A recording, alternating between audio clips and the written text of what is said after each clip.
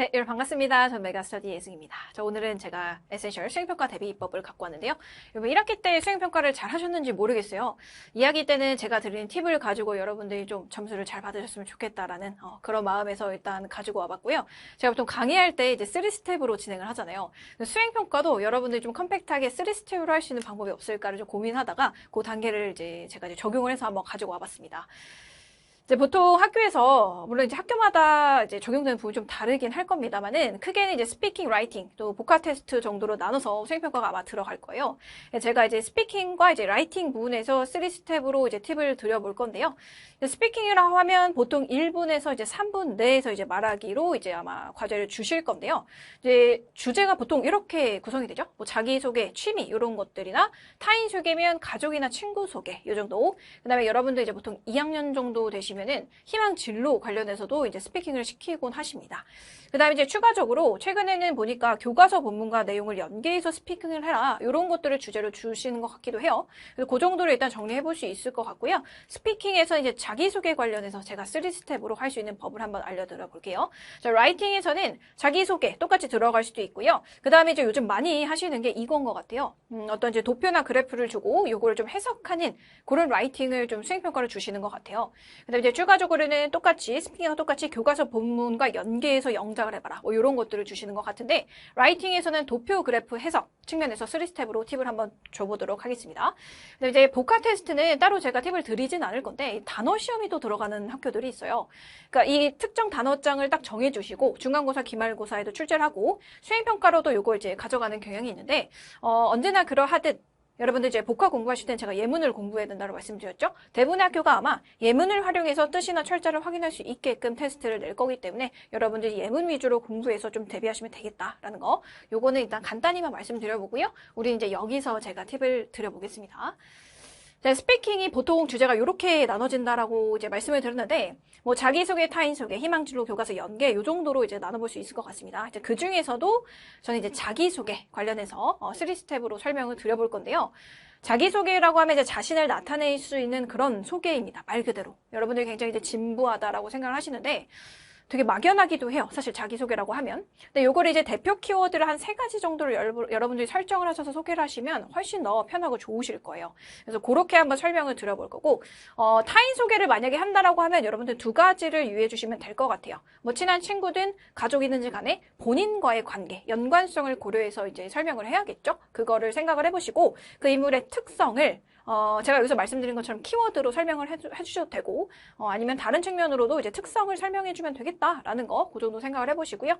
그 다음에 이제 희망 진로, 이것도 굉장히 주제로 많이 내주는데, 여러분들이 어떤 과목에 이제 좀 내가 집중을 하고 있나, 아니면 어떤 과목에 내가 주목을 하고 있고, 이 과목을 어떻게 성적을 올려왔는지, 그런 스토리를 여러분들 관련시켜서 스피킹을 준비를 하시면 일단 좋을 것 같아요. 그리고 여러분들 이제 동아리 활동도 많이 하시기 때문에 관련 동아리가 내가 활동을 하고 있다라고 하면 그와 관련 지어서도 내 진로를 설명해 볼 수 있으면 좋겠다 정도 한번 생각을 해보시고요.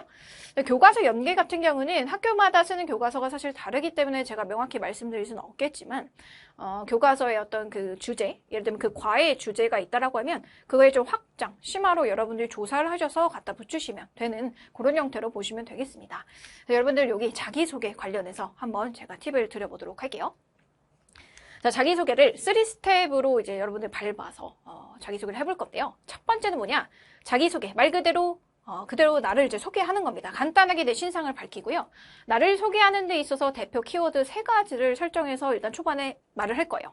그 다음에 이 키워드를 가지고 내가 이러이러한 특징 때문에 나를 소개하는 데 있어서 키워드를 이걸 정했어 라는 구체적인 설명을 2번째 단계에서 얘기를 할 수 있겠고요. 그다음에 3번째는 여러분 언제나 그러하듯 시작을 했으면 클로징, 마무리를 해야 되겠죠? 그래서 마무리 멘트까지 여러분들이 해주시면 되겠습니다. 그래서 2단계로 설명을 드려볼게요. 자, 첫 번째 자기소개 키워드입니다. 자, 이건 어떻게 할 거냐? 초반 부분이기 때문에 간단한 인사 당연히 해주시고 자기소개를 하고 나를 대표하는 키워드 3가지를 제시를 할 겁니다. 그래서 여러분 예를 들면 이런 식으로 설명을 하는 거죠. 그죠? Hi everyone. 일단 인사를 하고요. 내 이름은 제니다. 여러분들 이름을 넣으시면 되겠죠. 그 다음에 나는 first year student at Mega High School에 1학년이다. 이렇게 설명을 하고요. 간단한 신상을 당연히 설명을 해야 돼요. 근데 가장 중요한 거는 여러분 요겁니다. 키워드를 제시를 해서 내가 자기소개를 하겠다 했잖아. 이거야. Today I want to introduce myself through 뭐를 통해서? 세 가지 3 키워드를 통해서 내가 설명하겠다. 예를 들면 나는 굉장히 호기심이 많기 때문에 curious하고 책임감이 많아서 responsible하고 그 다음에 창의력이 풍부하기 때문에 creative하다. 이렇게 세 가지로 여러분들이 키워드를 제시해서 나를 먼저 표현을 한다는 겁니다. 그죠? 자, 그럼 두 번째 단계는 뭐냐? 키워드 세 가지를 내가 설명을 했으니까 내가 왜 이 세 가지를 갖고 왔고 그 이유를 여러분들이 경험과 붙여서 설명을 하시면 돼요. 근데 이 경험이라는 거 사실 여러 가지가 있겠지만 여러분들이 실제로 경험한 그 바를 갖고 와도 되고요. 취미와 연관시켜도 되고요. 그 다음에 그 키워드와 학교 생활을 연결해서 여러분들이 말할 수도 있어요. 다만 하나 여러분들이 유의하셔야 될 건 뭐냐면 말하기에 있어서는 너무 장황해지면 안 되는 게 사실 중요합니다. 시간이 정해져 있기 때문에 시간에 맞춰서 여러분들이 말할 필요도 있어요. 그렇기 때문에 너무 길게 되지 않게끔 간단하고 정확하게 두 번째 단계에서 말해주시는 게 좋겠다라는 측면입니다. 예를 들면 이런 식으로 내가 키워드를 뽑았는데 첫 번째 키워드는 curious라고 했기 때문에 나는 굉장히 curious한 person인데 그 이유는 뭐냐? I always ask many questions in class. 내가 이제 수업 시간에 보통 질문을 많이 하기 때문에 난 curious하다라고 설명을 하고요. 그 다음에 enjoy explain new topic. 그 다음에 especially in science. 과학 분야에 있어서 특히나 내가 어떤 새로운 과제들을 탐험하는 걸 좋아하기 때문에 나는 curious한 사람이다라고 설명을 할 수 있겠죠. 그 예시고요.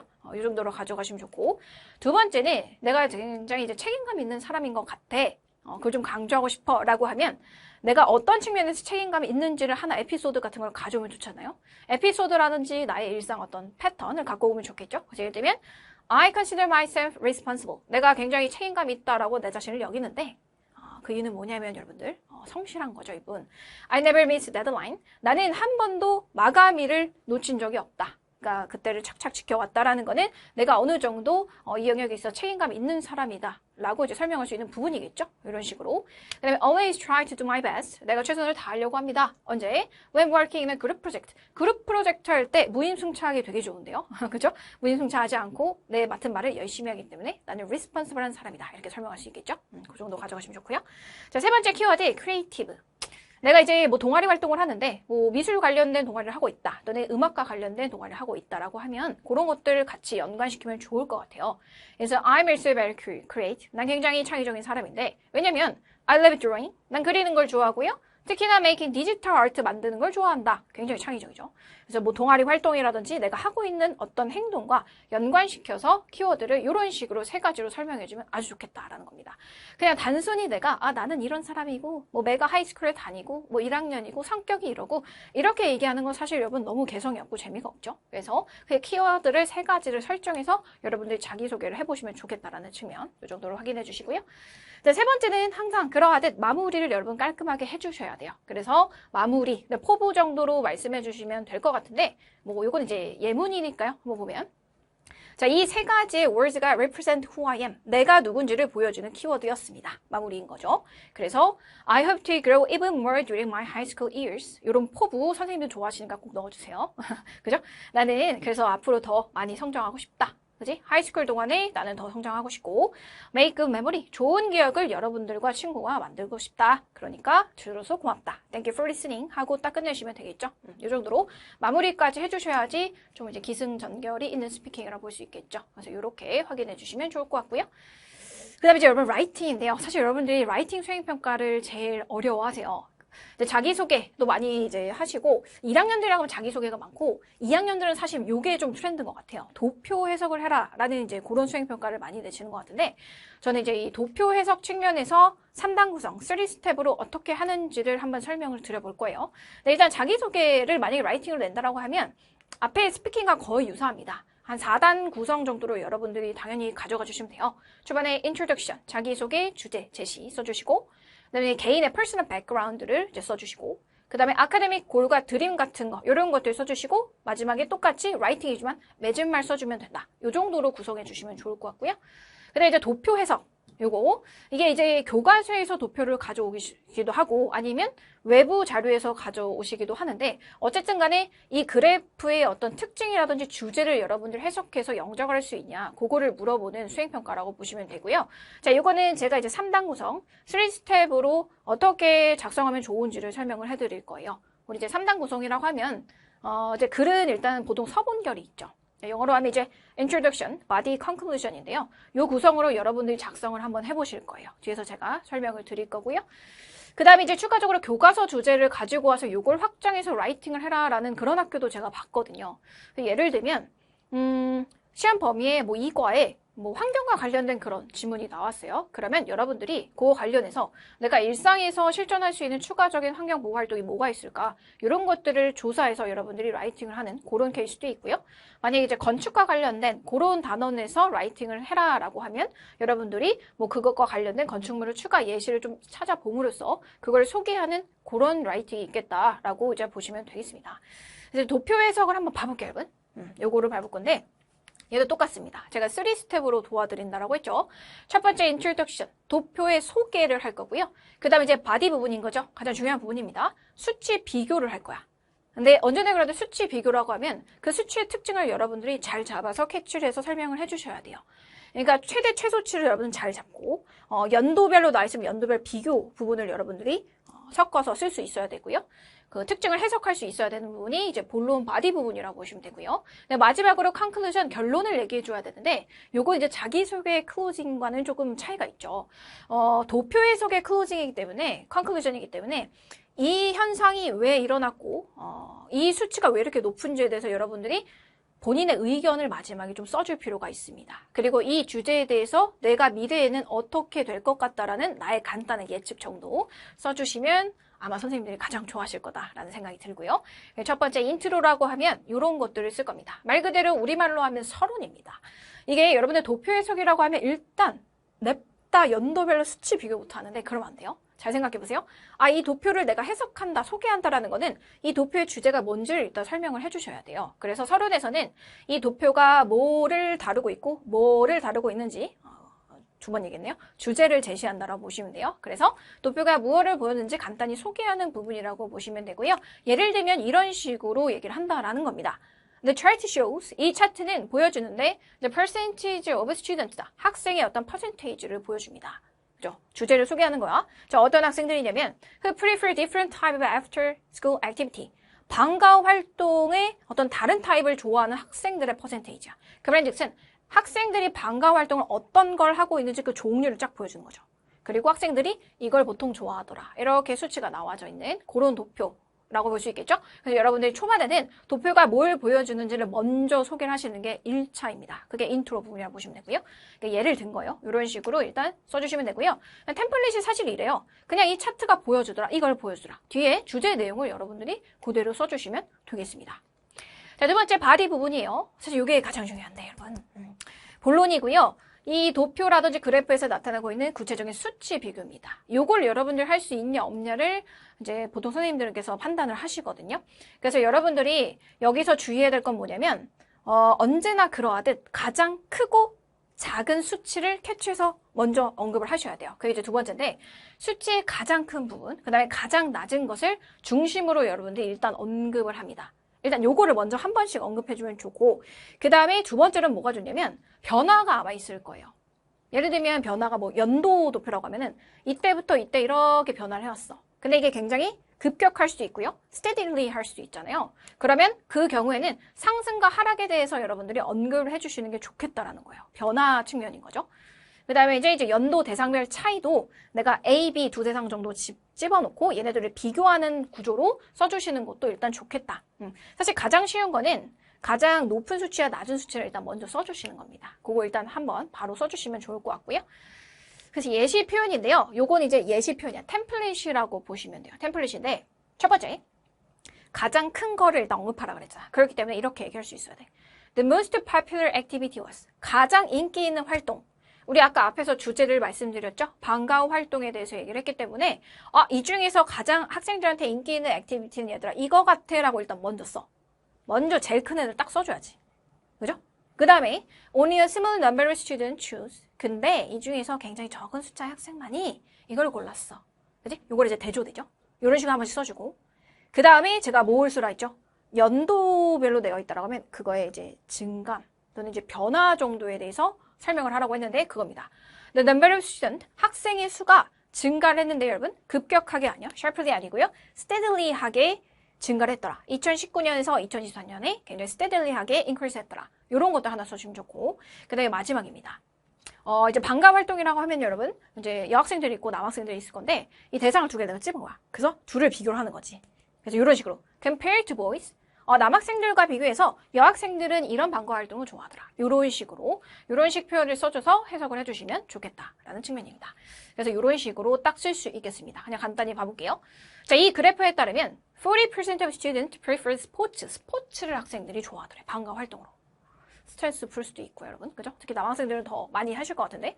그죠? 여학생들도 뭐 스포츠 종류가 다양하겠지만, 보통 방과 활동에 학생들이 이걸 많이 고르더라. 이걸 얘기를 해주는 거죠. 자, 이것은 which was the most popular activity라고 하잖아. 가장 인기 있는 활동이다.